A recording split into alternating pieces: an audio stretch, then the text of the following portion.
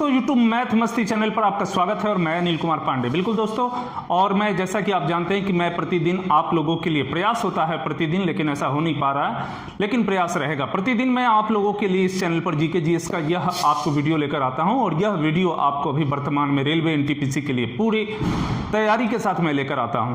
और मैं ऐसा अनुमान करता हूं, मेरी ऐसी आशा है, जिन प्रश्नों को मैं लेकर आता हूं वह परीक्षाओं के लिए बहुत ही संभावित प्रश्न हैं। तो दोस्तों, इन सभी प्रश्नों को और खास करके मैं डिटेल्स को जो लेकर आता हूं उन सभी को पूरे तरीके से अध्ययन करेंगे और आप अपने कॉपी में नोट करने का प्रयास करेंगे। दोस्तों, एक चीज़ और कहना चाहता हूं, वैसे आप लोगों के कमेंट्स बहुत अच्छे आते हैं, इसके लिए मैं आपका शुक्रगुजार हूं। चूँकि आप लोगों के बिना कहीं ना कहीं हम लोग अधूरे हैं, तो आप लोगों चूँकि आपकी तैयारी होनी है तो वो तो हमारा कर्तव्य बनता है, लेकिन मैं चाहूँगा कि आप भी पूरी ईमानदारी से अपनी तैयारी में उसी प्रकार से लगे। और यदि हमारा वीडियो आपको अच्छा लगता है तो फिर इस चैनल को जरूर से सब्सक्राइब करें, और उसके लिए आप सब्सक्राइब जो लिखा हुआ है उसको क्लिक करें, और उसके बाद जो बेल के आते हैं आपको चित्र, उसको आप है सो क्लिक करें, जिससे कि हमारे वीडियो का नोटिफिकेशन इमीडिएट आपको मिल जाए। और साथ ही लाइक जरूर से करेंगे, क्योंकि लाइक देखने के बाद ही लगता है कि आप कितने हमें पसंद करते हैं, कमेंट्स अपने देंगे। तो चलिए हम लोग आगे बढ़ते हैं और आज क्या क्या हम लोग इसमें देखेंगे, सबसे पहले उसको हम लोग जानने का प्रयास करते हैं। तो स्टूडेंट्स, आप यहाँ बोर्ड पे देख रहे हैं और ये आज महत्वपूर्ण 5 टॉपिक को लेकर आपके पास आया हूँ। टॉपिक तो महत्वपूर्ण आपको 2 ही हैं, लेकिन बाकी सभी आपके लिए बहुत ही महत्वपूर्ण है। और जैसा कि आप पहला देख रहे हैं, स्वच्छता सर्वेक्षण 2019, बिल्कुल, और स्वच्छता सर्वेक्षण 2019 के जो डाटा आए हैं और जिसके आधार पे हमारे भारत के स्वच्छ शहर, स्वच्छ राज्य, इन सभी की जो उन लोगों वे राज्य प्राप्त किए हैं जो स्वच्छता के मामले में, उन सभी पर यहाँ पर चर्चा करेंगे हम लोग। दूसरा महत्वपूर्ण, राष्ट्रमंडल खेल, बिल्कुल, नवीनतम राष्ट्रमंडल खेल 2018 में हुए हैं, लेकिन राष्ट्रमंडल खेल हमेशा से एक महत्वपूर्ण प्रश्नों की कड़ी में रहे हैं और हमेशा आपको राष्ट्रमंडल खेल को केंद्रित किया गया, इसलिए राष्ट्रमंडल खेल को जानेंगे। तीसरा है महत्वपूर्ण 15 प्रश्न, बिल्कुल, इसके अंतर्गत नवीनतम और भी अतिरिक्त, नवीनतम के साथ और कुछ अतिरिक्त महत्वपूर्ण प्रश्नों को इसके अंतर्गत हम लोग 15 प्रश्न को देखेंगे। और फिर संविधान से जुड़े हुए प्रश्न, बिल्कुल बहुत ही महत्वपूर्ण है, और आप देखिएगा संविधान के ये 15 प्रश्न आप कितने हल कर पाते हैं, क्योंकि आप लोग संविधान के साधारण प्रश्नों को टच करते हैं, यहाँ कुछ गहराई से प्रश्नों को टच किया गया है। तो संविधान से जुड़े प्रश्न और यह जो 15 प्रश्न होंगे जिसके उत्तर मैं आपसे जानना चाहूंगा, और अगले दिन इसके उत्तर को लेकर मैं आऊंगा। तो चलिए हम लोग आगे बढ़ते हैं।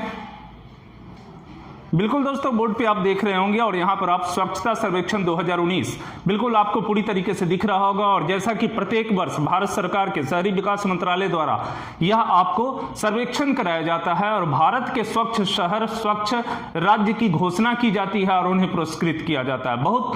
बहुत बड़ा अभियान, चूंकि आप समझते हैं कि भारत किस प्रकार से एक बड़ा अभियान यहाँ पर है सो प्रधानमंत्री नरेंद्र मोदी के द्वारा चलाया गया, और ये स्वच्छता अभियान और काफी इस दिशा में काफी अच्छे कारगर भी हुए और सभी लोग मिलजुल कर सफाई की ओर अग्रसर हुए। तो आप देख सकते हैं कि इसलिए इस बार भी आपको फिर से पुनः तीसरी बार इंदौर जो है सो इस 2000 स्वच्छता सर्वेक्षण 2019 में इंदौर वह शहर रहा जो पूरे भारत में सबसे स्वच्छ शहर घोषित किया गया।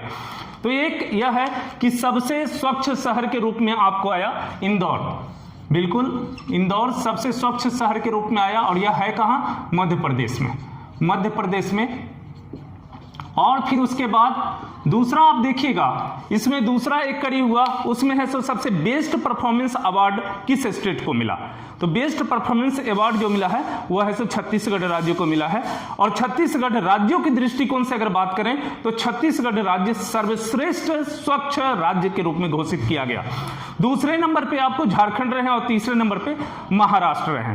तो ये आपको महत्वपूर्ण बातें हैं। तो यहाँ पर देखिए, पहला चीज हो गया कि जो सबसे स्वच्छ शहर जो हुआ वह इंदौर हुआ, इंदौर है कहाँ? मध्य प्रदेश में। दूसरा महत्वपूर्ण बात, कौन सा राज्य आपको सर्वश्रेष्ठ स्वच्छ राज्य के रूप में घोषित किया गया?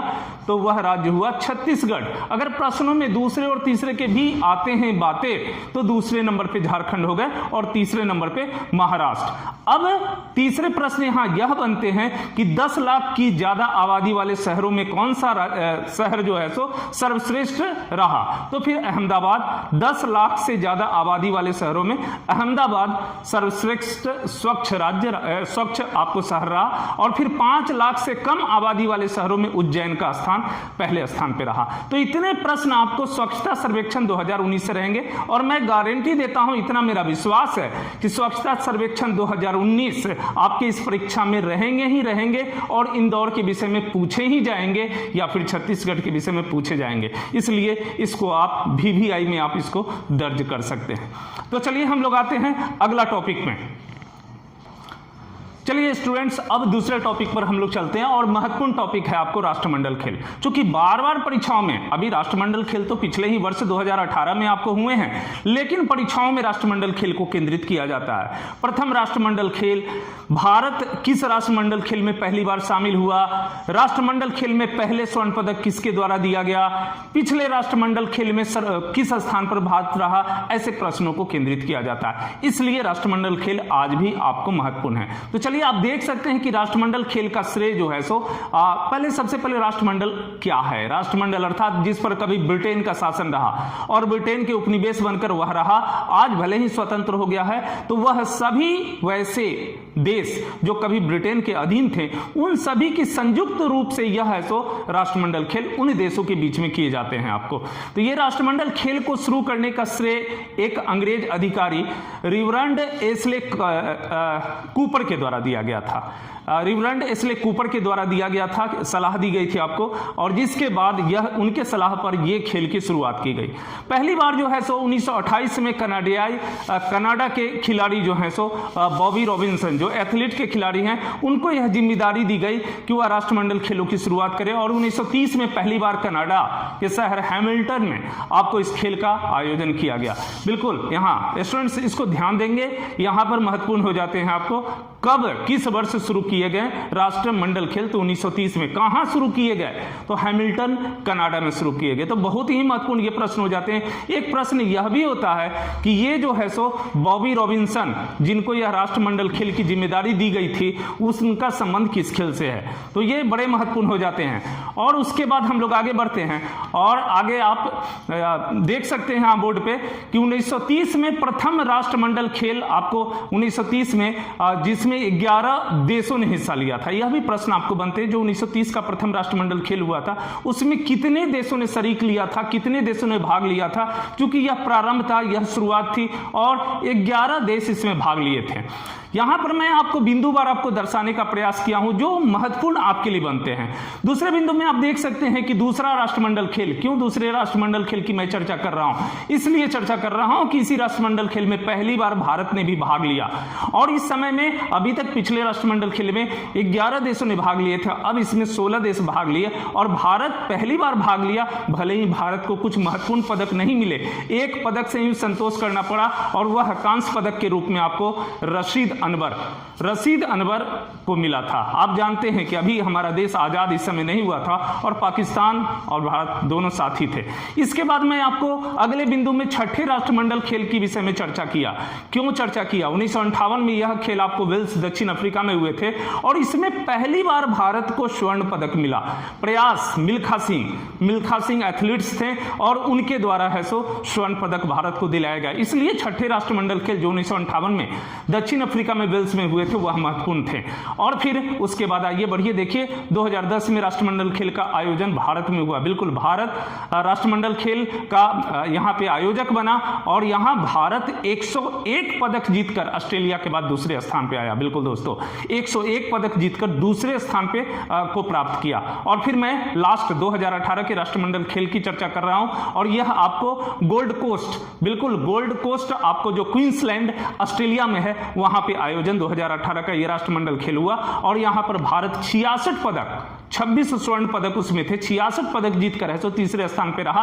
और अगर हम बात करें तो प्रथम स्थान में इंग्लैंड और प्रथम स्थान पर ऑस्ट्रेलिया और दूसरे स्थान पर इंग्लैंड रहे। तो हमें 2018 को केंद्रित करना है, इसमें बहुत ज्यादा केंद्रित करने की आवश्यकता नहीं है, लेकिन इनके खिलाड़ियों को, खासकर महत्वपूर्ण खिलाड़ियों को जरूर से आप अपने कॉपी में नोट करेंगे।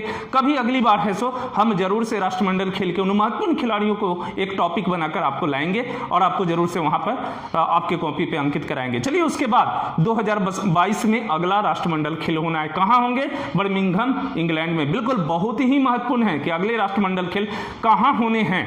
तो 2022 के राष्ट्रमंडल खेल कहां किए जाएंगे? तो बर्मिंघम इंग्लैंड में। मैं जानता हूं, मैं समझ रहा हूं कि आपको याद हो गए होंगे, फिर भी एक बार आपसे मैं जानना चाहूंगा पहले राष्ट्रमंडल खेल कहां हुए? तो पहले राष्ट्रमंडल खेल आपको हैमिल्टन कनाडा में हुए। कब हुए? 1930 में। 1930 में कितने देशों ने भाग लिया? 11 देशों ने भाग लिया। भारत पहली बार किस राष्ट्रमंडल खेल में शरीक लिया? तो 1934 के दूसरे राष्ट्रमंडल खेल में। उसमें भारत को कुल कितने पदक मिले? 1 पदक मिले। वह व्यक्ति कौन था? रशीद अनवर था।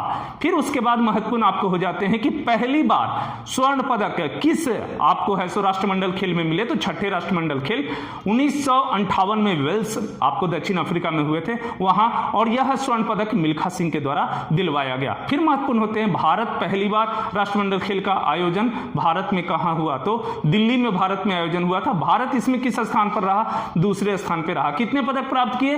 101 पदक प्राप्त किए, और प्रथम स्थान पर ऑस्ट्रेलिया रहा। सबसे महत्वपूर्ण अभी के अर्थात वर्तमान जो 2018 के जो राष्ट्रमंडल खेल हैं, उस राष्ट्रमंडल खेल का आयोजन 2018 के राष्ट्रमंडल खेल का आयोजन कहां हुआ? तो गोल्ड कोस्ट। यह गोल्ड कोस्ट कहां है? ऑस्ट्रेलिया में, क्वींसलैंड में। और इसमें भारत किस स्थान पे रहा? तो तीसरे स्थान पे रहा। प्रथम स्थान पे ऑस्ट्रेलिया, दूसरे स्थान पे इंग्लैंड, और अगला राष्ट्रमंडल खेल कहां होगा? तो बर्मिंघम कहां पे? इंग्लैंड में। कब? 2022 में। तो चलिए हम लोग ये आपको राष्ट्रमंडल खेल और स्वच्छता 2019 के इन डाटों के साथ अब आगे बढ़ते हैं।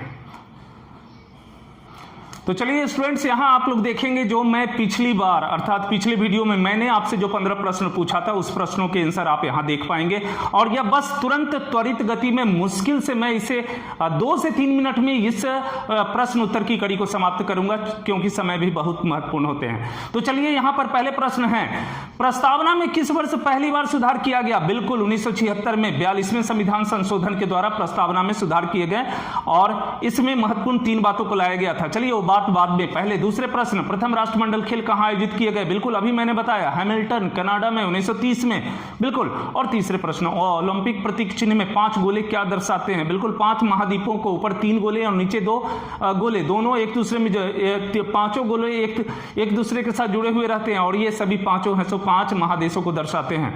बिल्कुल। चौथा क्वेश्चन, प्रसिद्ध रॉक गार्डन भारत में कहां है? तो ये चंडीगढ़ में है, रॉक गार्डन आपको चंडीगढ़ में है। 5वां क्वेश्चन, हाल में लोकपाल अध्यक्ष के रूप में किसे राष्ट्रपति ने शपथ ग्रहण करवाई, शपथ दिलवाई? तो ये है पिनाक चंद्र घोष। बिल्कुल, पिनाक चंद्र घोष को है सो लोकपाल अध्यक्ष के रूप में राष्ट्रपति जी के द्वारा शपथ दिलवाया गया। अगले प्रश्न है, अंतरराष्ट्रीय मुद्रा कोष की स्थापना किस समझौते के तहत की गई? तो वो समझौता है वेटन वुड्स समझौता 1945 के द्वारा। और अगले प्रश्न है 7वें नंबर प्रश्न, वस्तु एवं सेवा कर भारत में कब से लागू हुआ? बिल्कुल जीएसटी, वस्तु एवं सेवा कर भारत में कब से लागू हुआ? 1 जुलाई 2017 से। बिल्कुल 1 जुलाई 2017 से। 8वां प्रश्न, राष्ट्रीय जलमार्ग 1, बिल्कुल बहुत बार प्रश्नों में पूछे गए हैं, राष्ट्रीय जलमार्ग 1 कहां से कहां तक है? तो बिल्कुल यह कोलकाता से वाराणसी तक है। 9वां क्वेश्चन, उच्चतम न्यायालय के मुख्य न्यायाधीश जिन्हें भारत के कार्यवाहक राष्ट्रपति बनने का अवसर प्राप्त हुआ, वो कौन थे? बिल्कुल M Hidayatullah.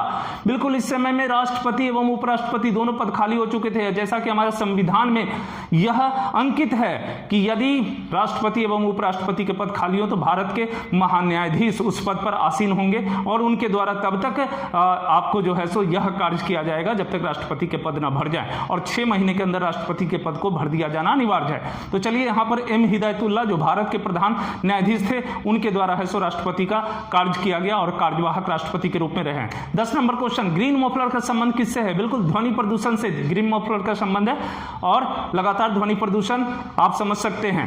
Question number 11, Bharat में तंबाकू का सर्वाधिक उत्पादन करने वाला राज्य कौन सा है? तो बिल्कुल आंध्र प्रदेश। और 12 नंबर, भारत के किस राज्य में शास्त्रीय नृत्य का उद्गम हुआ? इधर के दिनों में बहुत बार ये प्रश्न पूछे गए हैं। तो असम में शास्त्रीय नृत्य का उद्गम हुआ। क्वेश्चन नंबर 13, असम का काजीरंगा अभ्यारण्य किस जानवर के लिए प्रसिद्ध है? बहुत ही महत्वपूर्ण प्रश्न। असम का काजीरंगा अभ्यारण्य किस जानवर के लिए प्रसिद्ध है?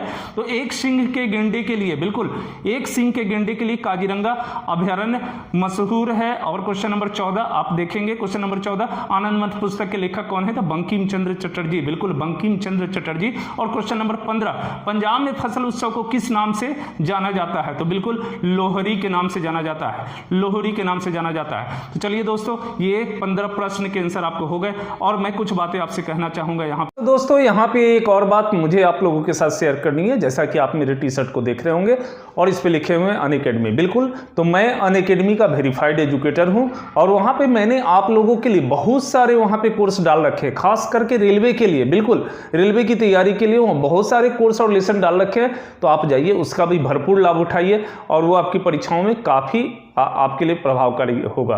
वहाँ पे बहुत सारे मेरे स्टूडेंट्स हैं जो उसका लाभ उठा रहे हैं। तो चलिए उसके लिए करने क्या होंगे? कुछ नहीं करने हैं, आप अपने प्ले स्टोर में जाएं, प्ले स्टोर में जाकर वहाँ से मेरे नाम को डालें अर्थात अनिल कुमार पांडे और फिर आपके सामने में यह उपलब्ध रहेंगे और फिर जाकर यहाँ से आप मेरे सारे कोर्स को और लेसन को देख सकते हैं। लेकिन हाँ, एक चीज आप जरूर से, ये हरे बटन को फॉलो बटन जो है इसे जरूर से वहां दबा दे, जिससे कि मैं जो भी कोर्स लेसन डालूं वो आपको इमीडिएट आप तक पहुंचे और आप तैयारी में इसका भरपूर लाभ उठाएं। हाँ दोस्तों, एक और चीज मैं यहां शेयर आपसे करना चाहता हूं कि मैं बीते 17 मार्च से लाइव क्लास अर्थात अनअकैडमी के द्वारा शुरू किए गए प्लस क्लास को का भी वहां पे एजुकेटर हूं और मैं लाइव क्लास भी रेलवे के लिए, खास करके रेलवे एग्जाम के लिए प्लस क्लास भी ले रहा हूं। जो लोग प्लस क्लास को जानते हैं वो तो समझते हैं, जो लोग नहीं जानते हैं उनको बता दें कि प्लस क्लास की सहायता से हम लोग आमने सामने बैठकर है सो स्टूडेंट्स मेरे सामने बैठकर पढ़ते हैं, उनको जो भी जरूरत होती है वो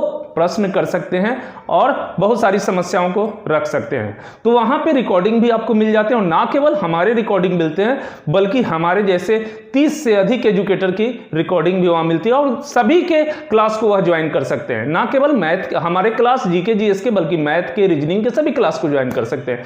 इसलिए यह काफी आपके लिए उपयोगी है। हाँ लेकिन इसके लिए सब्सक्रिप्शन लगते हैं। तो वहां आप जाएंगे, सब्सक्रिप्शन शुल्क बहुत ही आसान हो गए हैं।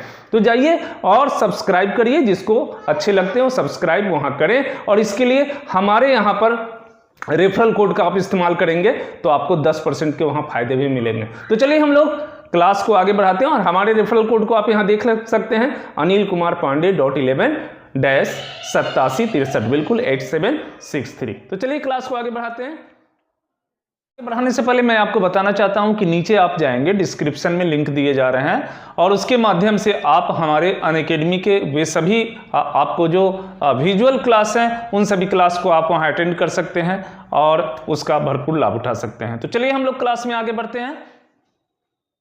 चलिए दोस्तों, यहाँ पर भारतीय संविधान से जुड़े हुए मैं यह आपको प्रश्नों को लेकर आया हूँ। बड़े महत्वपूर्ण संविधान से जुड़े हुए प्रश्न हैं आपको। तो चलिए पहला प्रश्न आप देख रहे हैं यहाँ पर और बोर्ड पे आप पहले प्रश्न को देख रहे हैं और प्रश्न संख्या 1 आप देख सकते हैं यहाँ पर, वर्ष में कम से कम कितनी बार संसद का बैठक होना अनिवार्य है? बिल्कुल, वर्ष में कितनी बार संसद का बैठक होना अनिवार्य है? तो 2 बार, बिल्कुल आंसर 2 बार होंगे। दूसरा है, मौलिक अधिकारों की सुरक्षा के लिए न्यायालय कितने प्रकार के लेख जारी करते हैं? 5 प्रकार के लेख। अगले कभी मैं इस 5 प्रकार के लेखों को की चर्चा करूंगा। तो मौलिक अधिकार में 5 प्रकार के लेख जारी किए जाते हैं। क्वेश्चन नंबर 3, संसद का अधिवेशन प्रारंभ होने के कितने दिन पश्चात अध्यादेश अप्रभावी हो जाता है यदि इस बीच संसद का प्रस्ताव नहीं लाया गया? संसद का प्रस्ताव यदि नहीं लाया गया और उस पर अगर स्वीकृति नहीं मिलती है तो फिर वह है सो अध्यादेश आपको स्वतः समाप्त हो जाता है और यह है 6 सप्ताह के अंदर। 6 सप्ताह के अंदर। क्वेश्चन नंबर 4, भारतीय संविधान का कौन सा अनुच्छेद राज्य सरकारों को ग्राम पंचायतों पंचायतों को संगठित करने का निर्देश देता है। बिल्कुल, यह ग्राम पंचायतों को संगठित करने का अनुच्छेद 40 के तहत है, सो ग्राम पंचायतों को संगठित करने का आपको संविधान निर्देश देता है। क्वेश्चन नंबर 5, लोकसभा में विपक्षी दल के नेता के रूप में मान्यता प्राप्त करने के लिए किसी दल द्वारा न्यूनतम कितने सीटें प्राप्त करना अनिवार्य है या आवश्यक है? तो बिल्कुल 10% सीट आपको प्राप्त करना अनिवार्य है। अगले क्वेश्चन नंबर 6, राष्ट्रपति पद पर सबसे कम अवधि के लिए पदारूढ़ रहने वाले व्यक्ति कौन हैं? तो बिल्कुल जाकिर हुसैन। जाकिर हुसैन सबसे कम समय पर राष्ट्रपति के पद के पर रहे थे, उसके बाद उनकी मृत्यु हो गई थी। और क्वेश्चन नंबर 7, प्रथम लोकसभा चुनाव में कितने राजनीतिक दलों को राष्ट्रीय दल के रूप में मान्यता मिली थी? तो 14 राष्ट्रीय दल को, बिल्कुल 14। अगले क्वेश्चन नंबर 8, प्रधानमंत्री का सचिवालय किसके अधीन होता है? तो प्रधानमंत्री का सचिवालय गृह मंत्रालय के अधीन होता है।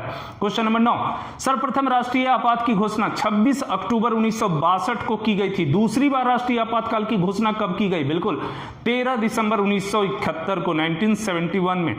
क्वेश्चन नंबर 10, भारत में पंचायती राज अधिनियम कब लागू हुआ? तो बिल्कुल 24 अप्रैल 1994 को भारत में पंचायती राज अधिनियम लागू किया गया था। और क्वेश्चन नंबर 11 है, समान कार्य के लिए समान वेतन का उपबंध संविधान में कहां अंकित है? तो राज्य के नीति निर्देशक तत्वों में आपको समान काम समान वेतन का उपबंध आपको राज्य के नीति निर्देशक तत्वों में है। क्वेश्चन नंबर 12, उपराष्ट्रपति के चुनाव में कौन कौन मतदान करता है? तो उपराष्ट्रपति के, देखिए यहां कंफ्यूजन होते हैं, लोकसभा एवं राज्यसभा के निर्वाचित सदस्य, ध्यान दीजिएगा, लोकसभा एवं राज्यसभा के निर्वाचित सदस्य वो मनोनीत, बाकी जो 2 लोकसभा में और 12 जो राज्यसभा में होते हैं वो नहीं भाग लेते उपराष्ट्रपति के चुनाव में। क्वेश्चन नंबर 13, यदि किसी मंत्री के विरुद्ध अविश्वास प्रस्ताव पास हो जाए तो फिर क्या होगा? बिल्कुल पूरे मंत्रिमंडल को त्यागपत्र देना पड़ता है। इसलिए ऐसा कोई भी बात होने पर उससे पहले ही प्रधानमंत्री के आदेश पर वो मंत्री त्यागपत्र देकर हट जाते हैं। और फिर क्वेश्चन नंबर 14, किस अनुच्छेद के अंतर्गत राष्ट्रपति का निर्वाचन होता है? बहुत इंपॉर्टेंट, अनुच्छेद 54 के अंतर्गत। और लास्ट क्वेश्चन नंबर 15, किस संविधान संशोधन के द्वारा लोकसभा का कार्यकाल 6 वर्ष से घटाकर 5 वर्ष किया गया? बिल्कुल 44 में संविधान संशोधन के द्वारा ये 6 वर्ष से घटाकर आपको है सो 5 साल किया गया। तो चलिए हम लोग अगले टॉपिक की ओर बढ़ते हैं। तो चलिए दोस्तों, अगला टॉपिक है हमारा महत्वपूर्ण 15 प्रश्न उत्तर सही, जिसके उत्तर मैं आपको हल करवाऊंगा। तो इससे पहले दोस्तों आपको बताना चाहता हूं, जैसा कि आप जानते हैं कि मैं अनअकैडमी का वेरीफाइड एजुकेटर हूं और अनअकैडमी में आपके लिए एनटीपीसी के लिए बहुत सारे वहां पे मैं वर्क कर रहा हूं, बहुत सारे कोर्स लेसन में वहां डाल रहा हूं और जिसके आपको लिंक डिस्क्रिप्शन में नीचे दिए जा रहे हैं, तो आप वहां जाकर उसका भी लाभ उठा सकते हैं। और आपको कैसा लगता है वो कॉमेंट्स जरूर से करेंगे, चूंकि आप लाभ तो उठा रहे हैं लेकिन अपनी प्रतिक्रिया हमें बहुत अधिक नहीं मिल रही है, तो मुझे आपकी प्रतिक्रिया भी चाहिए। यदि अच्छा लगता है, बेहतर लगता है और क्या करने चाहिए, तो आप अपनी सलाह जरूर से दीजिएगा। तो चलिए हम लोग है सो आगे बढ़ते हैं। तो चलिए स्टूडेंट्स, यहां पर हम लोग शुरू करते हैं और पहला प्रश्न है, विश्व बैंक में कितने संगठन शामिल हैं? बिल्कुल, विश्व बैंक में कितने संगठन शामिल हैं? और इसके उत्तर हो जाएंगे, विश्व बैंक में कुल 5 संगठन शामिल हैं। 5 संगठन शामिल हैं और अभी केवल आंसर पे चल रहे हैं, इसके विषय में विस्तार से हम आगे बताएंगे। तो पहले दूसरा क्वेश्चन है, विश्व व्यापार संगठन की स्थापना कब की गई थी? बिल्कुल, विश्व व्यापार संगठन की स्थापना 1 जनवरी 1995 में किए गए थे। 1 जनवरी 1995 में किए गए थे। तीसरा क्वेश्चन है, महत्वपूर्ण क्वेश्चन तीसरा, किस द्वीप को अब कलाम द्वीप के नाम से जाना जाता है? बिल्कुल, किस द्वीप को अब कलाम द्वीप के नाम से जाना जाता है? तो वो ओडिशा के व्हीलर द्वीप, बिल्कुल व्हीलर द्वीप है आपको, व्हीलर द्वीप आपको, ये आपको ओडिशा में है, ओडिशा के बंगाल की खाड़ी में है और इसे है सो कलाम द्वीप के नाम से जाना जाता है। और इसके विषय में मैं कल विशेष रूप से कल के वीडियो में मैं लेकर आ रहा हूं।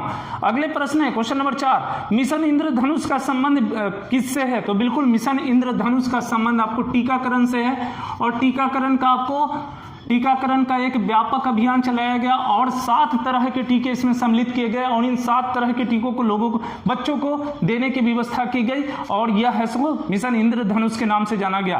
क्वेश्चन नंबर 5 आपको, क्वेश्चन नंबर 5 है आपको, कर्मा लोक नृत्य का संबंध भारत के किस राज्य से है? कर्मा लोक नृत्य का संबंध भारत के किस राज्य से है? तो कर्मा लोक नृत्य आपको झारखंड एवं छत्तीसगढ़ में, झारखंड एवं छत्तीसगढ़ में आपको ये मनाए जाते हैं और यह एक उत्सव है छत्तीसगढ़ में और यह एक उत्सव है और वहाँ पे पुरुष एवं महिलाओं के द्वारा साथ में नृत्य किया जाता है और कर्मा आपको त्यौहार मनाया जाता है। कर्मा के वृक्ष को रोककर त्यौहार मनाया जाता है। अगला है क्वेश्चन नंबर 6 जो कि आपके प्रश्नों से अभी के डिटेल्स में बताया था उससे जुड़े हुए हैं। स्वच्छता सर्वेक्षण 2019 के अनुसार भारत का कौन सा शहर प्रथम स्थान पर है? तो बिल्कुल भारत का वह शहर है इंदौर। बिल्कुल इंदौर आपको प्रथम स्थान पे है जो कि मध्य प्रदेश में है और मध्य प्रदेश में है। और चलिए अगले क्वेश्चन को देखते हैं और क्वेश्चन नंबर आपको 7। बिल्कुल क्वेश्चन नंबर 7 आप देखेंगे, जम्मू कश्मीर के मुख्यमंत्री का कार्यकाल कितने वर्षों का होता है? तो इसको हम लोग मिटा दें। और क्वेश्चन नंबर 7, और जम्मू कश्मीर के मुख्यमंत्री का कार्यकाल 6 वर्ष का होता है। आप जानते हैं कि उनको विशेष जम्मू कश्मीर को हमारे संविधान में अलग दर्जा 370 के तहत दिया गया और 6 वर्षों का कार्यकाल होता है। क्वेश्चन नंबर 8, क्वेश्चन नंबर 8 है, चाबहार बंदरगाह किस देश में स्थित है? तो बिल्कुल ईरान में है। आपको ईरान में आपको ये बंदरगाह है और ईरान के साथ यह एक समझौता आपको हुआ था और उस समझौते के तहत चाबहार बंदरगाह भारत के देख रेख में दिया गया और इसके मिलने से बहुत बड़ी सुविधा भारत को यह हो गई कि व्यापार करने के लिए वह जो समुद्री रास्तों का प्रयोग पाकिस्तान होकर करता था अब उसकी आवश्यकता नहीं रह गई और यह सीधा व्यापार करने के लिए सीधे रास्ते यहाँ से उसको सुलभ हो गए। अगले क्वेश्चन है क्वेश्चन नंबर 9 और क्वेश्चन नंबर 9 को देखेंगे आप, इंडस रिवर डॉल्फिन को किस राज्य ने अपना जलीय जीव घोषित किया है? बिल्कुल इंडस अर्थात सिंधु नदी डॉल्फिन को किस राज्य ने अपना जलीय जीव घोषित किया है? तो वह आपको राज्य है पंजाब। बिल्कुल पंजाब इसको घोषित किया गया है चूंकि वहां पर पंजाब में आपको है सो ये अब कम मात्रा में पाए जा रहे हैं और विलुप्त होती हुई यह आपको जलीय जीव है जिसकी वजह से पंजाब उसे अपना जलीय जीव घोषित किया गया है। तो फिर अगले क्वेश्चन में बढ़ते हैं। क्वेश्चन नंबर 10, कृषि निर्यात नीति 2018 के अनुसार भारत सरकार द्वारा किस वर्ष तक किसानों की आय को दुगना करने का लक्ष्य रखा गया है? तो किसानों को आपको 2022 तक, क्वेश्चन नंबर 10, 2022 तक आपको लक्ष्य को किसानों की आय का लक्ष्य को दोगुना करने का रखा गया है 2022 तक। क्वेश्चन नंबर 11, प्रधानमंत्री किसान सम्मान निधि योजना के अंतर्गत 2 हेक्टेयर जमीन तक की जमीन वाले किसानों को प्रत्येक वर्ष कितनी सहायता राशि दी जाएगी? यहां पर क्वेश्चन में देखिएगा, ध्यान दीजिएगा, प्रत्येक वर्ष की बात है तो प्रत्येक वर्ष की बात करें तो फिर आ जाएंगे 2000, लेकिन अगर कुल राशि की बात करें तो यहां हो जाएंगे 6000 रुपया। कुल राशि आपको जो है इस किसान सम्मान निधि योजना के अंतर्गत आपको कुल राशि 6000 रुपया दी जाएंगे, लेकिन प्रत्येक वर्ष किस्त के रूप में 2000 रुपया दिए जाएंगे। तो चलिए क्वेश्चन नंबर आगे बढ़ते हैं, क्वेश्चन नंबर 12 की ओर बढ़ते हैं और क्वेश्चन नंबर 12 देखेंगे। क्वेश्चन नंबर 12 और क्वेश्चन नंबर 12 है, संयुक्त राष्ट्र पर्यावरण कार्यक्रम का मुख्यालय कहाँ है? संयुक्त राष्ट्र पर्यावरण कार्यक्रम का मुख्यालय कहाँ है? तो बिल्कुल नैरोबी आपको है, नैरोबी।